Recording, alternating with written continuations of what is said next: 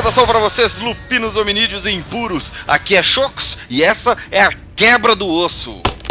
Vocês não estão escutando o Garocast desta vez. Isso aqui é só um bloco à parte, uma espécie de drops que a gente resolveu fazer, que aos poucos a gente vai soltando aí pelo nosso canal, que a gente vai tratar de assuntos que nem sempre são relevantes, ou que a gente nem sempre tem tempo, ou ainda que eles não estão na pauta do Garocast. E, né, os lobisomens sempre caçam em matilha. Então eu tô aqui com o querido teurge da minha matilha, grande Pedro Nogueira. E aí, cara? Tudo tranquilo, cara? Como é que você está se sentindo? Você está participando da primeira quebra do osso do Garocast.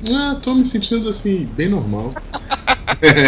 Afinal de contas, você não faz. Você sabe o que é que a gente vai fazer aqui, não? Como é que é? Pelo nome eu tenho uma ideia, né, cara? Quebra do osso é aquele momento da assembleia que a gente basicamente fala qualquer bosta.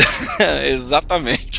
Então, Pedro, né, só pra isso ficar bem explicado, tanto pra você quanto pros ouvintes, assim como as assembleias dos Garou tem a quebra do osso, aqui no Garocast a gente vai fazer a quebra do osso também. É engraçado porque, de alguma certa perspectiva, dentro da seita, a quebra do osso ela pode ser tida como o momento mais importante da assembleia. Que é uma vez onde você vai ter planos discutidos, desafios, vai discutir um pouco de política também. Então, qualquer um tem voz durante a quebra do osso. É claro, os anciões eles vão dominar um pouco mais isso daí, mas é um momento aberto para você falar sobre qualquer assunto. Qualquer assunto. E qualquer um pode falar. Até os roedores de osso. Até os roedores de osso. Que bosta. Como eu sou tirano e senhor das sombras, então eu vou selecionando quem é que pode falar. Não é? Qualquer um pode, mas eu aponto o microfone, sacou? Não, o ouvinte que tá querendo participar da quebra do osso pode começar a falar aí sozinho. Ou pode mandar um e-mail que ele sabe qual é o e-mail, já que naçãogarou@yahoo.com.br, falando que quer participar do quebra do osso. Aí já manda alguma sugestão aqui também, que a gente vai falar aqui sobre qualquer coisa. Então, Pedro, vamos lá, cara, sobre o que você quer falar hoje? Deixa eu pensar aqui. Hoje eu quero falar sobre... vamos falar sobre cachorro. Sobre cachorro? Que cachorro gay? Não sou cachorro, não. Olha só, eu tenho uma boxer. Não, porra, não. Ninguém quer escutar dos seus cachorros, não nada, não. Aqui não tem roedor de osso pra ficar, meu Deus, tem um cachorro ali, vamos procriar com um cachorro. Nada disso, pode parar. Raça pura, meu irmão. Então, já que a sua sugestão é falar de cachorro, eu vou dar outra sugestão e nós vamos pesar qual vai ser melhor. A minha sugestão é que a gente converse aqui, cara, sobre chiminagem. E acabou de chegar um espírito aqui pra mim e falou que a minha ideia é melhor. Foi mal, cara. Chegou aqui o corvão aqui, chegou assim, picando tudo aqui, ó. Foi mal. Tá certo, então. Então vamos lá, Pedro. De supetão, o que é chiminagem? O que você entende por chiminagem? Chiminagem em inglês significa pedágio. E no jogo, aquela doação que você faz para o espírito que abençoa um certo grupo de Garou para usufruir do espaço do Caerne ou do poder que ele vai te conceder ou qualquer coisa assim. Exatamente. O chiminagem ele é tido meio como talvez uma barganha, alguma coisa assim, né? Ele é o que você vai pagar em troca de um pedido seu. Sabe quando você vai pra casa de um amigo seu, uma reuniãozinha com os casais e etc, e leva uma garrafa de vinho? Isso é um chiminagem pra aquela ocasião. Você tá nesse estágio da vida, Pedro? Você tá levando garrafa de vinho pra casa dos seus amigos? Acho que não. Tem 16 anos que eu te conheço, nunca levou uma lata de cerveja lá pra casa. Porque eu não bebo muito, mas a referência ela serve. Mas assim como no chiminagem, cara, você tem que agradar o espírito e não a você mesmo. Eu bebo a cerveja, pode levar a cerveja pra mim, não tem problema. Quando eu tiver ouro preto eu levo. Tá, beleza. O chiminagem é exatamente isso, né?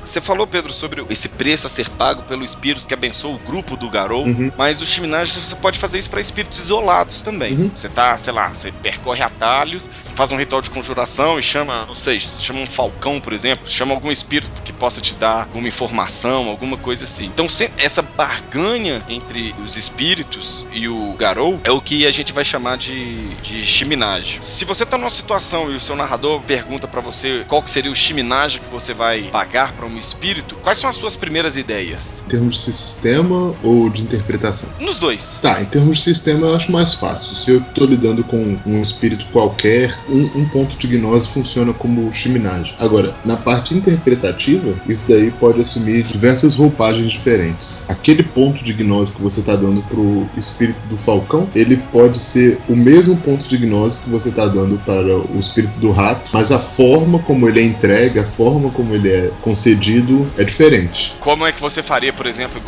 usando os dois exemplos que você deu, do Falcão e do Rato? Porra, cara, então, o do Falcão, você pode imaginar que quando você concede o Shiminage, você tem que fazer uma espécie de uma moratória, dizendo quem você é, aqui veio ali, dizendo sua hierarquia, de certa forma, no mundo Garou, se colocando abaixo do próprio Falcão. Assim, eu tô querendo expressar que quando você dá aquele ponto de gnose, você cumpre toda a ritualística apropriada para um espírito de respeito. Agora, pro espírito do rato, não. O espírito do rato, você talvez, para conceder o Shiminage, você tenha que justamente distribuir ele entre os vários irmãos que ele tem, sejam os ratos ou os roedores de ossos. O Shiminage em si, ele é todas as atitudes que estão em volta do ponto de gnose que você está cortando pro espírito. É interessante, o livro que mais fala de Shiminage, ele é um livro antigo, né? Ele é um livro da segunda edição de Lobisomens, que é o Axis Mundi.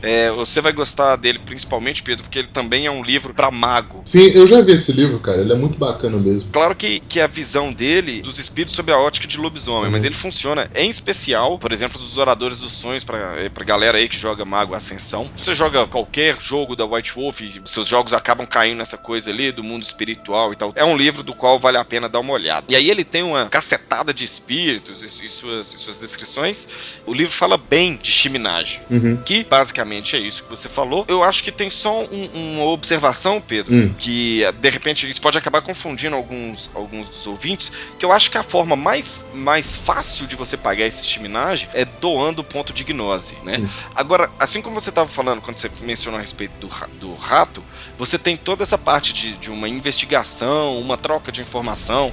Então, o Shiminage ele pode ser tanto o ponto de gnose, como ele pode ser um favor que você faz pro espírito. E esse favor sendo você, o Garou, a, por exemplo, agir no mundo material pro espírito. Ou até mesmo fazer uma busca espiritual, alguma coisa do tipo. Sim. O ponto de gnose não é uma necessidade, não é uma exigência. Ele é uma facilidade, especialmente quando você está lidando com atitudes gerais e com costumeiras dos Garou, como por exemplo entrar e sair de um KR. Aí funciona para, enfim, não só para deixar o jogo ágil, mas também facilitar o convívio na seita, né? Imagina um KR de nível 5 que recebe Garou de todas as partes. É óbvio que todos vão ter que pagar um Shiminage, mas é muito melhor que seja lá o dízimo que eles colocam na caixinha na forma de gnose. Nem toda interação com os espíritos exige o Shiminage, né? Não é porque você está conversando com o espírito que você tem que pagar um Shiminage para ele. Porém, se você está pedindo para ele ajuda, ou que você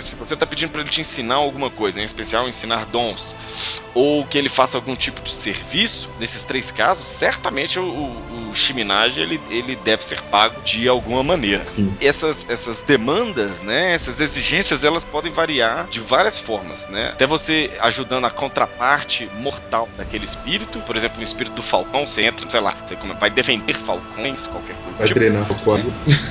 Mas é legal se você começar a pensar sobre outros espíritos, por exemplo, espíritos abstratos, conceituais. Espíritos abstratos, exatamente. Em especial espíritos de emoção, por exemplo. Eles podem fazer que, sei lá, você vai levar essa determinada emoção para 6 pessoas ao seu redor. Ou então você vai ter azar na sua vida para sempre, igual corrente de spam do e-mail, tá ligado? Então pode ser uma coisa assim. Esse preço, ele é sempre definido por essa barganha, né, entre o espírito e o Garou. Com toda essa possibilidade de Shiminage, a gente tá falando de que não existe padrão, porém, o Axis Mundi, ele traz uma tabelinha que ele vai te dar algumas ideias ali do que é, dependendo do que você tá pedindo pro espírito, o que é que esse espírito pode te pedir. E essa tabela, ela traz 4 tipos de pedido. É um pedido por informação, você pedindo para que o espírito sirva como um guia em uma viagem, para que ele lute pelos Garou contra um inimigo mais fraco e que ele te ensine um dom.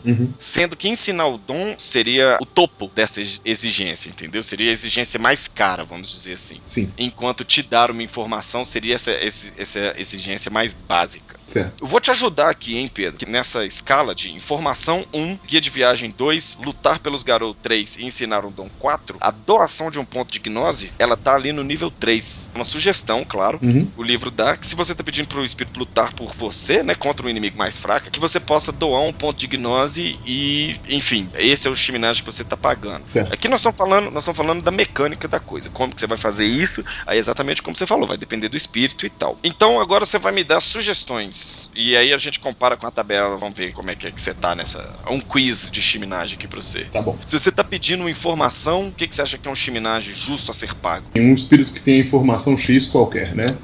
Um bom chiminagem seria revelar um segredo em troca. A tabelinha que ele traz que se você tá pedindo uma informação, que você dê ao espírito uma informação geral. Ah, acertei então. Legal. E se você tá pedindo pra esse espírito ser um guia, ele vai te guiar em uma viagem umbral aí. Eu escolheria o espírito específico pra me guiar e prometeria que ao final da jornada ele teria, digamos assim, um novo local de caça, uma nova toca pra se esconder se fosse um espírito animal. Boas paragens, entendeu? Saquei. E você faria isso aonde? No mundo físico? Se fosse no mundo físico, seria para sua contraparte material, né? Então, assim, se fosse de novo o espírito do rato, ao final da jornada, o local que eu cheguei daria um jeito de infestá-lo de ratos ou então deixar propício para a habitação dos animais lá, certo? Certo. A tabelinha aqui, ela fala que o espírito, ele pediria um item material de alguma significância para ele.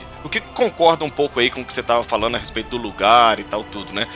Com essa coisa do mundo físico. Uhum. Então é interessante que a gente sai de uma informação geral, a gente vai depois para um bem material, por assim dizer, e depois a gente chega na gnose, né? Que, como eu te disse, se você está pedindo pro espírito lutar pelos Garou, você poderia doar ali um ponto de gnose, é o que o livro estabelece como um chiminagem ok, um chiminagem possível, justo, vamos dizer assim. Eu acho muito barato. Eu concordo com você. Eu acho que também assim, você vai lutar pela gente. É claro que o espírito não vai morrer, mas ainda assim só um ponto de gnose. Porém, uma outra opção que a tabela dá também é o Garou oferecer ajuda contra um adversário espiritual do espírito. Certo, mas e se fosse um espírito da paz, né? Ainda assim, tudo bem, então você vai lutar contra os espíritos da guerra. Mas aí você tá lutando. Beleza, mas você dá uma de Gandhi. Aí sim. Você sabe disso melhor do que eu. Não, sim, eu tô só... trabalhando o conceito, eu entendi. Exato. Mas ainda assim, você vai ter que dar um jeito. Isso fica até interessante pra um Aron, de repente. Uhum. Vai ter que enfrentar um espírito da guerra sem guerra. Sem guerrear. Se ele guerreia, ele deixa o espírito mais forte. Se fosse o Cria de Fenris e ele precisa vencer o espírito da guerra de alguma forma, porque ele tá fazendo um acordo com o espírito da paz. O que ele pode fazer, ao invés de, sei lá, tentar meditar como o Gandhi faria, é trabalhar a estratégia para que ele perca menos homens. Aí o chiminagem pode ser justamente preparar um golpe estratégico na batalha que não precisa haver violência. O único problema disso é que o Cria de Fenris ia ter que pensar pra fazer isso, né? E aí não dá, né, velho? Isso é complicado.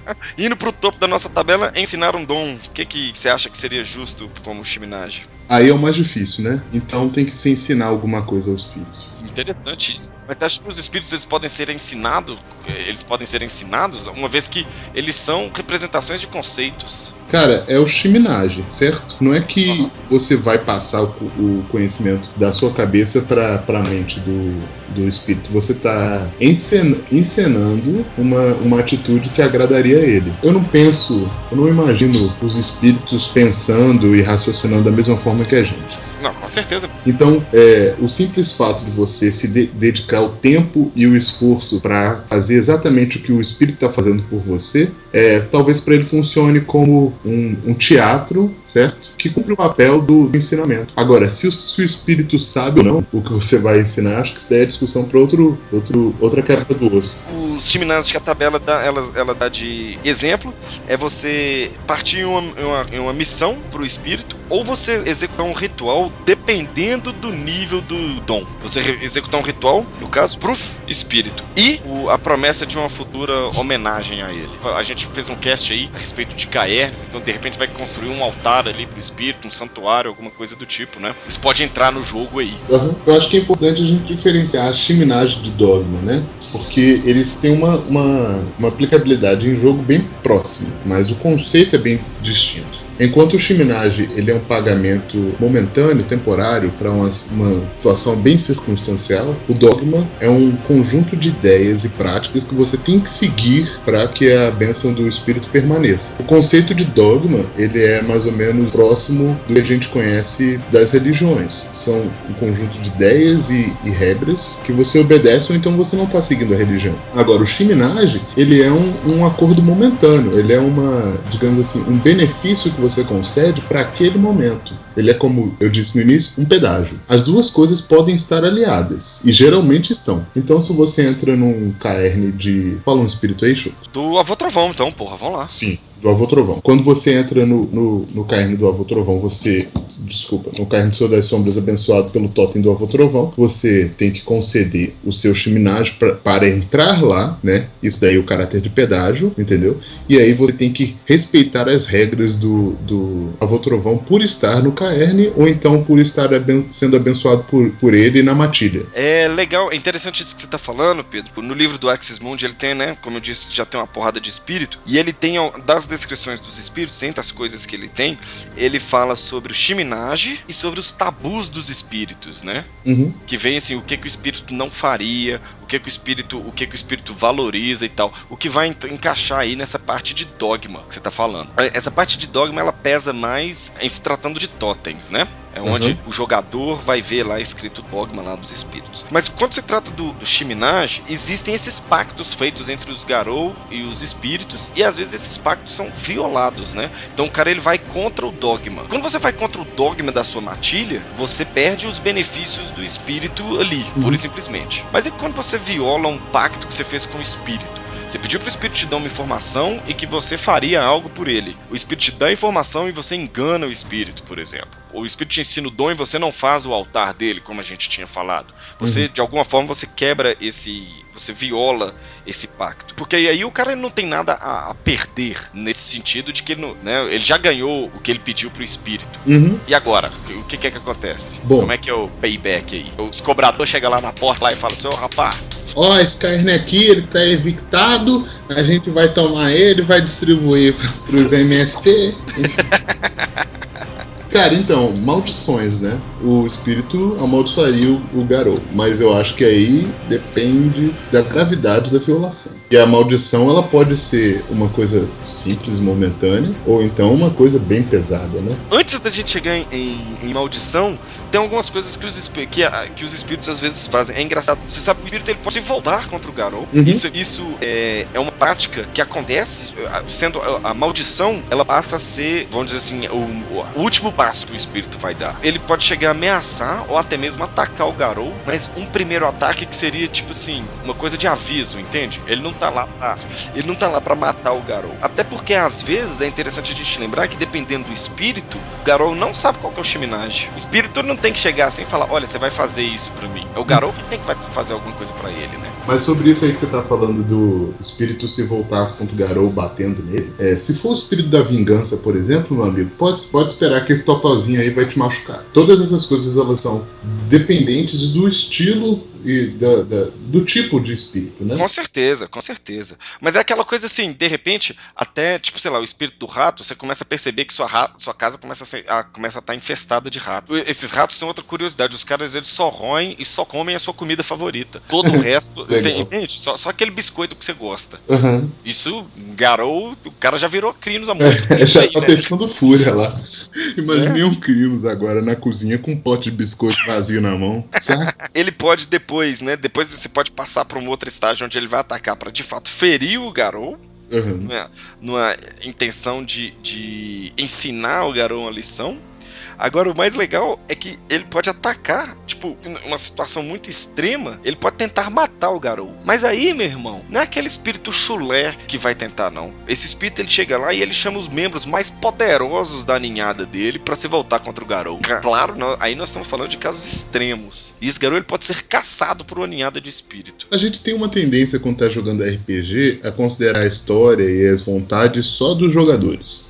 Isso é normal, não é uma crítica, mas Mas quando as pessoas estiverem narrando, eu sugiro que elas tentem imaginar o espírito não como uma entidade que tá lá pra te ajudar ou pra você lutar contra, mas ela tem os próprios interesses dela. Se você tem lá vamos lá, uma Clive fodona com o espírito da dor aprisionado nela. Se você não colocou a Clive no altar como deveria, da próxima vez que você entrar na Umbra, talvez o espírito da dor esteja lá te esperando com todos os filhotes dele pra te dar porrada. Nem só isso, talvez a sua Clive ela morda mais fraco. Sim, ou talvez ela morda você. E aí depois a gente chega nas maldições, Pedro, como você falou. Espíritos têm predileções por essas punições, entende? Mas em especial espíritos poderosos, eles devem ser poderosos para que eles sejam capazes de realizar essas maldições.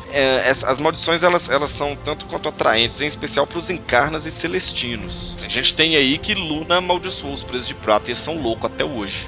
Então a gente tá falando de coisas desse tipo. Se uma tribo fez isso, cara, você não vai querer estar com o seu lobisomem que ofendeu um encarna ou ofendeu um celestino. Imagina só a complicação que isso ia ser. O que você acha que ia ser uma maldição foda, Pedro, pra um Garou? Porra, cara, muito complicado, assim, de eu responder sem saber qual é a violação, né? Não, ele rompeu algum pacto importante, de alguma maneira, com... Escolhe um encarna aí. Marte, o planeta. Planeta, porra. O que você acha que ia ser legal aí? Caralho.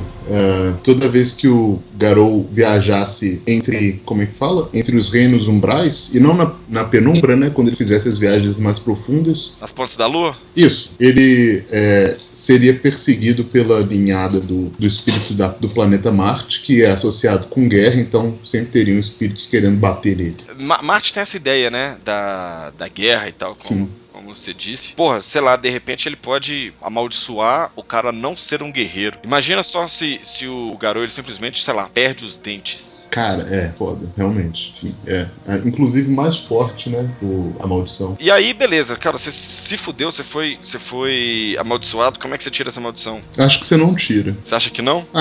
O lance é uma maldição, não é só uma punição. Se você quer solucionar uma maldição, solucione, mas depois passa o segredo lá pros peregrinos silenciosos e pros presos de prata, que eles estão aí há milênios tentando descobrir como é que você não fica, né, maluco ou então sendo perseguido por fantasma. Mas assim, no aspecto individual, acho que talvez seja mais tranquilo de você superar. Exatamente. Uma das sugestões que o próprio livro dá, cara, que a melhor defesa contra um espírito é outro espírito. Então, se você tá em dia, né, como, sei lá, o espírito, o totem da sua tribo, alguma coisa do tipo, se você é bem visto por ele, que você peça pra ele pra remover essa maldição, sacou? Entendi. Certamente você vai ter que fazer um chiminagem pra ele. Começa uma coisa, de repente ele começa a ficar cíclica, né? Claro que você pode ir até o encarna que te amaldiçoou e pedir por tudo isso, mas aí, se ele já te amaldiçoou uma vez. Agora, pros amantes de Game of Thrones aí, você tem também o julgamento por combate. Olha que bizarro. O cara que foi amaldiçoado, ele confronta o espírito, né? Ele vai até o espírito e joga um desafio pro espírito. E aí o que normalmente acontece é que esse espírito, ele escolhe um campeão pra lutar contra os Garou. Ele vai escolher um outro Garou pra lutar contra esse cara, e eles vão estabelecer ali algum juiz, ou um filodox extremamente renomado, ou até mesmo um espírito de respeito que possa fazer isso, sacou? Agora, é engraçado porque esse método de ir lá, você me amaldiçoou, você chega lá no espírito e espírito, cai dentro, ele é bem popular entre algumas tribos. Por exemplo, Senhores das Sombras. Eles têm aquela ideia de que o espírito tem que se dobrar a ele, né? Então, faz sentido também, obviamente, pros crias de Fênix. Engraçado, se eu estivesse jogando com o Senhor das Sombras e tivesse sido amaldiçoado, eu faria vários pactos com os espíritos inimigos do espírito que eu tinha previamente desrespeitado e aparecia lá e só ameaçava, né? Eu faria a mesma coisa. Claro que dependendo do espírito, você pode chamar vários outros pra ir lá e tomar o lugar dele, né? Então tá aí um papo rápido sobre chiminagem. Esse foi o nosso primeiro quebra do osso. Agora que você já participou, o que você achou? Eu achei legal, cara. Muito bacana. Rapidinho assim funciona. Funciona, né? Vamos ver agora o que o pessoal acha aí. A galera que tiver alguma sugestão aí pra nossa quebra do osso, esses poucos minutos, manda aí pra gente aí no naçãogarou@yahoo.com.br. Se você quiser participar também, avisa aí pra gente, beleza? E pra participar, lembra mandar um e-mail e o chiminagem é #UivaChocos. Tá bom, então. Vocês me paguem ainda com essa bosta dessa hashtag. Então, beleza. Valeu, Pedrão. Valeu, um abraço, galera. Um uivo de despedida pra todo mundo.